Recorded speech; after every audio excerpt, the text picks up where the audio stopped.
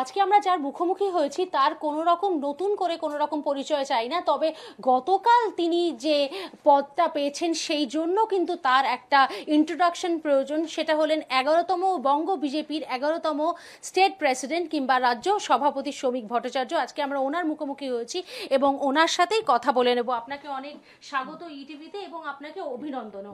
একটুখানি জাস্ট একটা warm up question করব যে গতকালকে তো খুব ক্লান্তি গেল, একটুখানি বোধহয় আপনার টেনশনও গেছে, আজকে প্রথম দিন কাজের কি রকম লাগছে?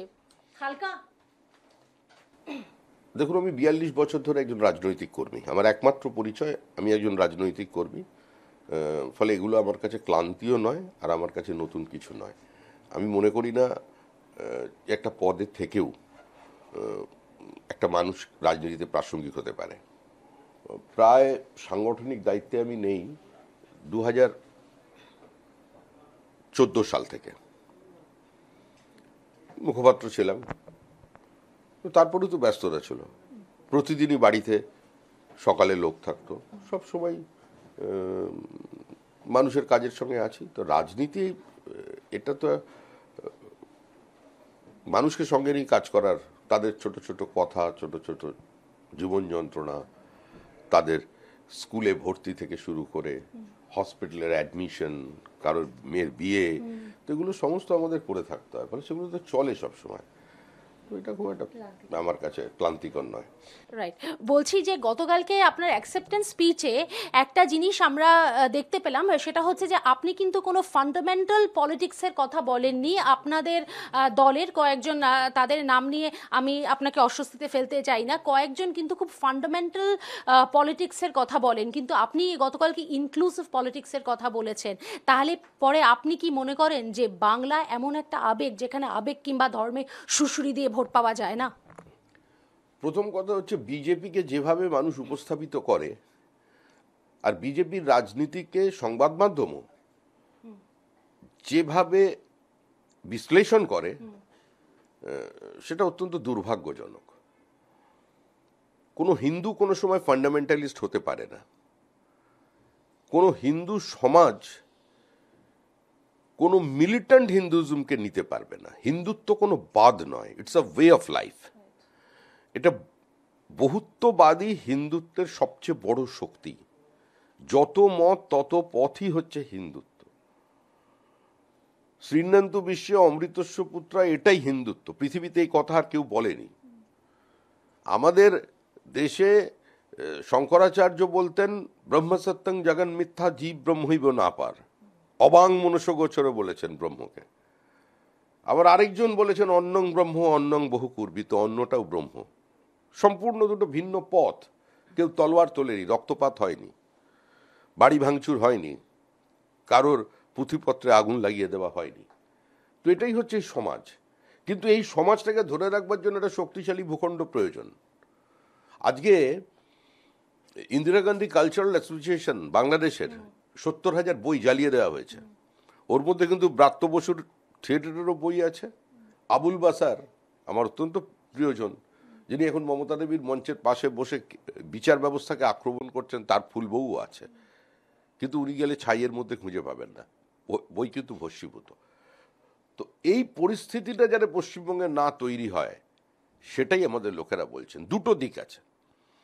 একটা হচ্ছে আপনি আপনার মতো করে ধর্মাচরণ করুন, আরেকটা দিক হচ্ছে যে একটা ইসলামিক ফ্যানাটিক ফ্যাসিজম, যেটার কাছে এই সরকার আত্মসমর্পণ করেছে। আমরা তার বিরোধিতা করছি এবং আমরা তার বিরোধিতা করব। পশ্চিমবঙ্গ তৈরি হয়েছিল হিন্দু বাঙালির হোমল্যান্ড হিসেবে। অবস্থানগত বিপরীত জায়গায় থেকেও জ্যোতি বসু, রতনলাল ব্রহ্মণ 2047 সালের 20শে জুন তারা প্রস্তাবের পক্ষে রায় দেন। মেঘনাথ শাহের মতো জাইগেন্টিক পার্সোনালিটি, রমেশচন্দ্র মজুমদারের মতো ঐতিহাসিক, তারা কিন্তু শ্যামাপ্রসাদ মুখার্জি, এন.সি. চ্যাটার্জির পাশে তারা দাঁড়িয়েছেন। সবাই এক জায়গায় এসেছিলেন। কংগ্রেসের সমস্ত হিন্দু বিধায়করা তারা কিন্তু প্রস্তাবের পক্ষে ভোট দিয়েছিলেন। আমি বললাম, যত শেষ মুহূর্তে জ্যোতি বসু, রতনলাল ব্রহ্মণ ভোট করেছিলেন। তো ইতিহাস বা এই প্রাসঙ্গিকতাটাকে মমতা বন্দ্যোপাধ্যায় ভাঙতে চাইছেন। আসলে এটা কংগ্রেসের দীর্ঘদিনের চক্রান্ত, দিল্লির কংগ্রেসের। যারা বলছেন বহিরাগত বলে বিজেপির বিরুদ্ধে বক্তব্য রাখছেন, বাংলাকে ধ্বংস করেছে কে? সর্বদিক থেকে, সে মাসুল সমীকরণ নীতি হোক আর তার আগের কংগ্রেসের অবস্থানই হোক। এই কংগ্রেস যে সরকারটা আছে সেটা বাংলা বিরোধী সরকার ছিল চিরকাল, আর তারই গর্ভ থেকে জন্ম নিয়েছে তৃণমূল কংগ্রেস, যার জন্য বাংলার হৃত গৌরব আমাদের ফিরিয়ে আনতে হবে। ব্রিটিশ ইন্ডিয়ায় বাংলার ইন্ডাস্ট্রি এবং ট্রেডে আমাদের কন্ট্রিবিউশন ছিল 40%, প্রি ব্রিটিশ পিরিয়ডে। ব্রিটিশের সময় কন্ট্রিবিউশন ছিল আমাদের 30%। ব্রিটিশ যখন চলে যাচ্ছে তখন বাংলার পার্টিসিপেশন ছিল 27%, আজকে এসেছে 8%। এগ্রিকালচারাল প্রোডাক্টে আমরা 3.3। যে বর্ধমান জেলাকে একসময় বলা হতো রাইস বোল অফ ইন্ডিয়া, যার কারণে ব্রিটিশ যে 3টে জেলা নিয়েছিল তার একটা Medinipur for topographical advantage, Bardhaman for its fertility, and port Sylhet, সেখানে অনেক ধরনের আন্দোলন তৈরি হয়। সেই জায়গায় আজকে একর প্রতি মানে কৃষি জমির প্রোডাকশন কমছে। আজকে চাল উৎপাদনে ভারত ছিল, বাংলা ছিল 1 নম্বরে, আজকে 3 নম্বরে। তো সার্বিকভাবে পশ্চিমবঙ্গের একটা আর্থসামাজিক পরিস্থিতির পরিবর্তন ঘটে গেছে। এই যে চারিদিকে বাড়ি তৈরি হচ্ছে, এটা কার্যত প্রকৃতির বিরুদ্ধে যুদ্ধ হচ্ছে। 6 ফুট রাস্তার উপরে 8 তলা বাড়ি তৈরি হচ্ছে। ভারতবর্ষের যে কটা রামসার ট্যাগপ্রাপ্ত সাইট আছে তার মধ্যে 2টো আছে শুধু পশ্চিমবঙ্গে, একটা সুন্দরবন আর দ্বিতীয় হচ্ছে ইস্ট ক্যালকাটা ওয়েটল্যান্ড। সেই ইস্ট ক্যালকাটা ওয়েটল্যান্ডের উপর আবাসনের পর আবাসন তৈরি হয়ে যাচ্ছে। তো এই সরকারটা তো প্রকৃতিকে ধ্বংস করছে। এই সমস্যার সঙ্গে আরেকটা সমস্যা রয়েছে, সেটা হচ্ছে যে আমাদের মানে এটা বামের থেকে প্রবলেম, তার থেকে হয়েছে টিএমসি থেকে, সেটা হচ্ছে আমাদের অ্যাকুমুলেটেড ডেট অনেক বেড়ে গেছে, 5 লক্ষ কোটি টাকা। এই বিষয়টা কি আপনারা নগরকেন্দ্রিক প্রচারে হাতিয়ার করবেন 26-এর আগে? মানুষ এগুলো বোঝেন, মানুষ সচেতন। আমরা তো বারবার বলছি এটা একটা পলিটিক্স চলছে, ডোল গিভিং পলিটিক্স। একটা সোশ্যাল ওয়েলফেয়ার স্টেটে যারা হ্যাভস নট, কিছু নেই, মানে শ্রম দেবার মতো ক্ষমতাটা নেই, তার পাশে দাঁড়ানো সরকারের কাজ। ইউরোপের যদি দিকে তাকান তাহলে দেখবেন ট্যাক্স স্ট্রাকচার অত্যন্ত হাই। কোনো কোনো দেশে 52% পর্যন্ত ইনকাম ট্যাক্স দিচ্ছে। কিন্তু তাদের যদি সোশ্যাল সিকিউরিটিটা দেখেন সেটা আমাদের কাছে কল্পনার, আমরা ভারতবর্ষে বসে সেটা কল্পনা করতে পারি না, ততটাই হাই। জনসংখ্যা কম, আর্থিক স্বাচ্ছন্দ্যের অন্য কিছু ব্যবস্থা আছে, তারা পারছে। কিন্তু ভারতবর্ষের মতো দেশ যেখানে আমরা জনসংখ্যাকে নিয়ন্ত্রণ করতে পারিনি বা এখনো পারছি না, তো সে জায়গায় দাঁড়িয়ে আমাদের অর্থনৈতিক চিন্তাভাবনার সঙ্গে অন্যের পার্থক্য আছে, কিন্তু তার সমস্ত কিছুর একটা লিমিট আছে। পশ্চিমবঙ্গের এই যে দেখেন না, সবসময় কেন্দ্র সরকার সব কিছু প্রাইজ দেয় পশ্চিমবঙ্গকে, যে একদম প্রথম এমএসএমইতে প্রথম।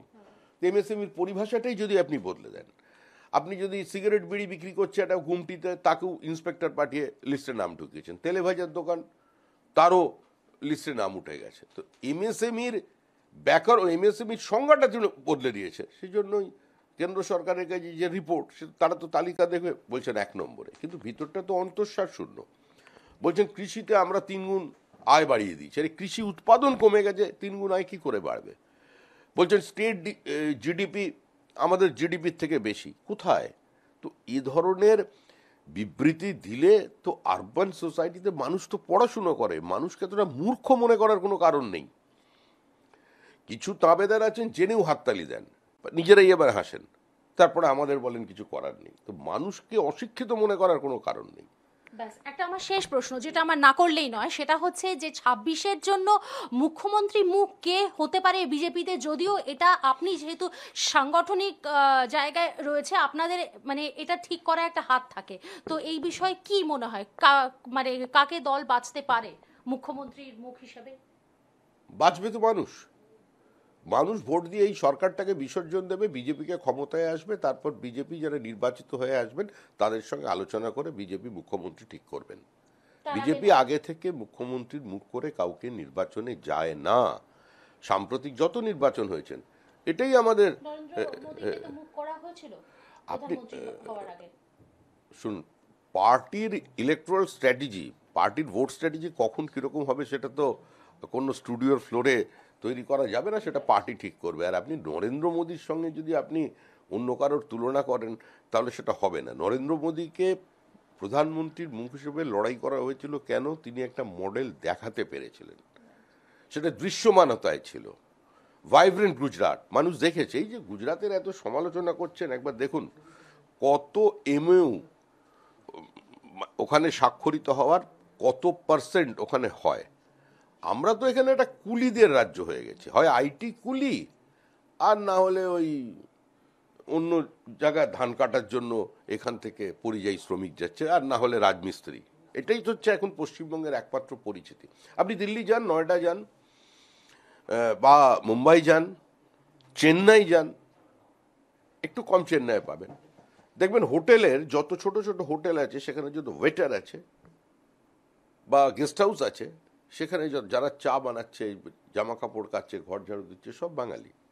এইটা হচ্ছে এই মুহূর্তে দিল্লিতে বাঙালির পরিচয়। আগে ব্যুরোক্রাসিতে পরিচিত ছিল। আগে চিত্তরঞ্জন পার্কে যারা ছিলেন তাদের বাড়িগুলো দেখুন, সে বাড়ি প্রমোটিং হয়ে যাচ্ছে, ছেলে মেয়েরা কোথায় বিদেশ চলে যাচ্ছে।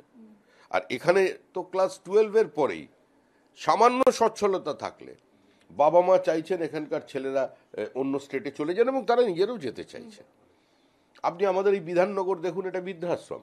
কার্যত পশ্চিমবঙ্গটা এখন একটা শিক্ষিত পরিবারদের বৃদ্ধাশ্রম হয়ে দাঁড়িয়েছে। আপনি বিধাননগরে দেখুন, প্রত্যেকটা বাড়ি যান, এখানে বসে আছেন, কোনো বাড়িতে কাউকে আপনি পাবেন না যার একটু জীবনে বিরাট কিছু করতে পারেনি, সেও দেখবেন নয়ডায় ভালো কিছু করছে, দিল্লিতে করছে, বাদ বাকি সমস্ত বিদেশ চলে গেছে। একটা প্রজন্ম চলে গেছে পুরো। তো যে স্টেটকে সোনার বাংলা বলা হতো, যারা এখান থেকে রেশম পাঠাতো এক কলসি, আর তার পরিবর্তে এক কলসি সোনা নিয়ে যেত, তার জন্য সোনার বাংলা নাম হয়েছিল। যে স্টেটের একটা ডিস্ট্রিক্টকে লুট করে ব্রিটিশরা তাদের ইন্ডাস্ট্রিয়াল রেভলিউশন করেছিল, শুধু মুর্শিদাবাদ ডিস্ট্রিক্ট 40%-এর মধ্যে 30% কন্ট্রিবিউট করত প্রি ব্রিটিশ এরায়। তো তার আজকে এই পরিণতি কেন? আমাদের জল আছে, আনইন্টারাপ্টেড ওয়াটার সাপ্লাই আছে, আমাদের টোপোগ্রাফিক্যাল অ্যাডভান্টেজ আছে, আমাদের টাকা আছে, আমাদের মেধা আছে, আমাদের জমি আছে, আন্তর্জাতিক দরজায় বা উত্তর পূর্ব ভারতের দরজায় আমরা বসে আছি। তাহলে আমাদের এই অর্থনৈতিক দুরবস্থা কেন? আমাদের যে এই নির্বাচনের লক্ষ্য, আমরা সমস্ত শিল্পপতিদের কাছে আহ্বান জানাচ্ছি, অপেক্ষা করুন, আর একটা বছর অপেক্ষা করুন, কয়েকটা মাস অপেক্ষা করুন, আমরা পরিবেশ তৈরি করব। বাঙালি শিল্পপতি এখান থেকে গোয়ায় গিয়ে ফ্যাক্টরি করছেন, তারা এখানে আর আসছেন না। মমতা ব্যানার্জির পাশে দাঁড়িয়ে বক্তৃতা করছেন, আর তারা সমস্ত টাকা এখান থেকে সাইফন অফ করে অন্য জায়গায় চলে যাচ্ছেন। আমরা বাঙালি অবাঙালির লড়াই করছি। আমি একজন, নাম বলছেন, একজন খুব কলকাতা শহরের একজন খুব প্রতিষ্ঠিত মানে বড় শিল্পপতি, রাজস্থান, যাকে মারোয়াড়ি বলি আমরা, আমরা তো এরমভাবে দাগিয়ে দিচ্ছি একটা মানুষকে বিচ্ছিন্ন করে।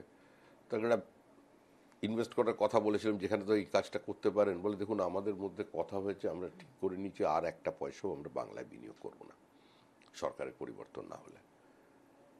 তো আমরা তাদের কাছে অনুরোধ করছি যে একটু অপেক্ষা করুন, সময় এসে গেছে, মানুষ বদলে দিচ্ছে। পশ্চিমবঙ্গের শিল্পায়ন ছাড়া অন্য কোনো পথ নেই, নতুন কর্মসংস্থানের সুযোগ সৃষ্টির অন্য কোনো পথ নেই। একটা পরিচ্ছন্ন সরকার না এলে মেধার কোনো মর্যাদা নেই। স্কুল শিক্ষা কার্যত উঠে গেছে, কলেজ বিশ্ববিদ্যালয়ের ক্যাম্পাসগুলো দুষ্কৃতীদের দখলে চলে গেছে। চিকিৎসকরা পোস্ট গ্রাজুয়েশন করছেন, 2 লক্ষ 3 লক্ষ টাকা নিয়ে তাদের খুলে কপি করতে সুযোগ করে দেওয়া হচ্ছে।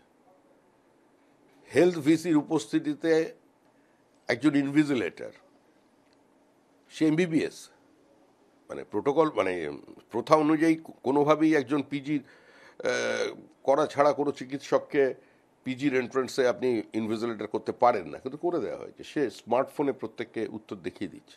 এ তো আপনারাই দেখিয়েছেন, আপনাদের সংবাদ মাধ্যম দেখে। এই পরিস্থিতিতে কোনো রাজ্যে বিনিয়োগ হতে পারে? এর থেকে বাংলা বাঙালি মুক্তি চাইছে। আর আমি আবার বলছি, ভারতীয় মুসলমানদের স্বার্থে এবং বাঙালি হিন্দুর অস্তিত্ব রক্ষার স্বার্থে এটাই কিন্তু শেষ নির্বাচন। আজকে বাংলায় কথা বললে বিভিন্ন রাজ্য থেকে বার করে দিচ্ছে। মুখ্যমন্ত্রী ঠিক বলছেন, কোনো ভুল বলেননি। তামিলনাড়ু নন বিপি রুল স্টেট, সেখানে ত্রিপুর টেক্সটাইল হাব, প্রতিদিন তামিলনাড়ু পুলিশ রেড করছে মাইগ্রেন্টস লেবারদের বাড়িতে, আইডেন্টিটি চেক করছে। চেক করতে গিয়ে তাদের মধ্যে কিছু মানুষকে পাচ্ছে যারা আইডেন্টি কার্ড বারাসারে তৈরি করে নিয়েছে। ধরা পড়ছে কোথায়? বাংলাদেশে। এবার বলছে কোনো বাঙালিকে রাখবো না, ল্যাঙ্গুয়েজ প্রবলেম আছে। তারা ইনসিকিউর ফিল করছে, কারণ চারিদিকে যেভাবে র্যাডিক্যালাইজেশন বাড়ছে। তো তামিলনাড়ু আর যাই হোক মস্তিষ্ক তো আছে, তাদের চিন্তাভাবনা একটু অ্যাডভান্সড, রাজনীতি যাই হোক না কেন, তারা বুঝতে পারছে বিপদটা কোথায়। Saha institute of nuclear physics, যার সঙ্গে ডিআরডিএ যোগ আছে, চলে যান Saha institute of nuclear physics. আপনি আমার বাড়ি থেকে 3 মিনিট সময় লাগবে পৌঁছতে, গিয়ে দেখুন পাঁচিলের পিছনে রোহিঙ্গা বসে আছে, কোনো এভিকশন নেই। চলে যান বিধাননগর পুলিশ কমিশনারেটের পিছনে, সেখানে দেখুন ইলিগাল ইমিগ্রেন্টসরা বসে আছে। তো এটা তো একটা চরম সর্বনাশের দিক। আজকে যখন আক্রমণ করবে, আপনি কি মনে করছেন মমতা বন্দ্যোপাধ্যায় সেই আক্রমণের বাইরে থাকবেন? যে ভাষায় রাজ্যের মহিলা মুখ্যমন্ত্রীকে এই ধর্মান্ধ মৌলবাদীরা ডোমজুড়ের সভা থেকে আক্রমণ করেছে, এটা কি সমাজ গ্রহণ করবে? আমরা নীতিগতভাবে কংগ্রেসের তো বিরোধী, আমরা ইন্দিরা গান্ধীর বিরোধী, কিন্তু ইন্দিরা গান্ধী আমাদের দেশের প্রধানমন্ত্রী, ইন্দিরা গান্ধী একজন নেত্রী, একজন মহিলা, তিনি ভারতীয়। আজকে আমাদের দেশের একজন প্রাক্তন প্রধানমন্ত্রীর কুশপুত্তলিকার ওপরে আপনি থুতু ফেলবেন, তাকে লাথি মারবেন, যে দেশটা জন্ম দিয়েছে, তার নামাঙ্কিত লাইব্রেরিতে আগুন লাগিয়ে দেবেন। যারা নালন্দা বিশ্ববিদ্যালয় তক্ষশিলা বিক্রমশিলায় আগুন লাগিয়েছিল, যারা সিটি অফ আলেকজান্ড্রিয়ার সবচেয়ে বড় লাইব্রেরিকে জ্বালিয়ে দিয়েছিল, সেই একই মানসিকতা বাংলাদেশের ইন্দিরা গান্ধী কালচারাল সেন্টার সেটাকে ধ্বংস করেছে।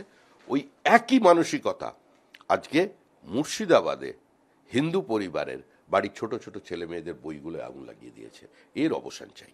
অনেক ধন্যবাদ আপনাকে। ক্যামেরা ধীমান হালদারের সঙ্গে পাপড়ি চট্টোপাধ্যায়, ইটিভি ভারত।